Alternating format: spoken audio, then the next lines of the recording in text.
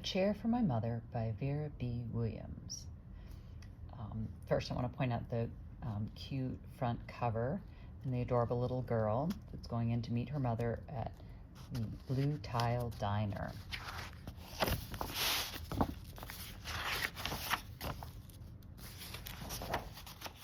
My mother works as a waitress at the Blue Tile Diner. After school, sometimes I go to meet her there. Then her boss, Josephine, gives me a job too. I wash the salt and peppers and fill the ketchups too. I peel all the onions for the onion soup. When I'm finished, Josephine says, "Good work, honey," and pays me. And every time I put half of my money into the jar. The jar. She's saving money inside the jar. My mom empties all her change from her tips in her purse for me to count. Sometimes she's tired and she falls asleep while she counts the money out into piles. Some days she takes a lot of tips, some days only a little. And here's our young girl. And she lives in an apartment with her mother and her grandmother. Her mother is tired every day when she comes home to work from the diner. And they're saving up their money in the jar. When we can't get a single other coin in the jar, we're going to take all the money and go buy a chair. Yes, a chair, a wonderful, beautiful, soft armchair. We will get one covered in velvet and roses all over it. We're going to get the best chair in the world. So my mother and I are coming home. Right outside our house stood two big fire engines. I could see lots of smoke. Tall orange flames came out of the roof. All the neighbors stood in a bunch across the street.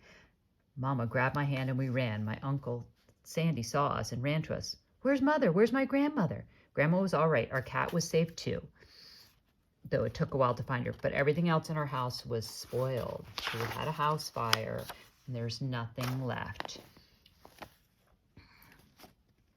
We went to stay with my mother's sister, Aunt Ida, and Sandy. Then we're going to move into the apartment downstairs. The first day we move in, people bring in pizza and cakes and ice cream. Everyone clapped when Grandma made a speech. "You are all the kindest people," she said, "and we thank you very, very much. It's lucky we're young and can start all over." And there's their money jar. This last year, we still have no sofa and no chair. When Mama comes home, her feet hurt. There's no good place for me to take a load off of my feet. When Grandma sits back and hums and cuts up some potatoes, she has to get comfortable as she can in a hard kitchen chair. They're going to save the money. Here they go to the bank, and you're never going to believe it, but it's all full. So we take the coins to the bank and we exchange them for $10 bills. And what are they going to use the money for? Oh, we were going to look for a cozy chair. We shopped through 4 furniture stores and we tried out big chairs and small chairs. Grandma said she felt like Goldilocks and the 3 Bears trying out all these chairs. Finally, we found the chair we were dreaming of, and the money in the jar was enough to pay for it. I can see the chair. Here we are. They all knew we couldn't wait for it to be delivered. I tried out the chair in the back of the truck. Mama wouldn't let me sit there while we drove, but they let me sit in it while they carried it up to the door. Look, we set the chair right up beside the window with red and white curtains. Grandma and Mama and I all sat in it while Aunt Ida took our picture. Grandma now sits in it and talks with people going by in the daytime. Mama sits down and watches the news on TV at night when she comes home. After supper, I sit with her and she can reach right up and turn the light if I fall asleep in her lap. And that's the end of this story. This is a great story to talk about what a student might save up for. Talk a little bit about delayed gratification.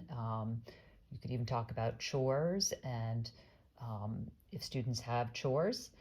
I've also used it as a great time to design and illustrate a chair, your favorite chair, or design one for your own mother.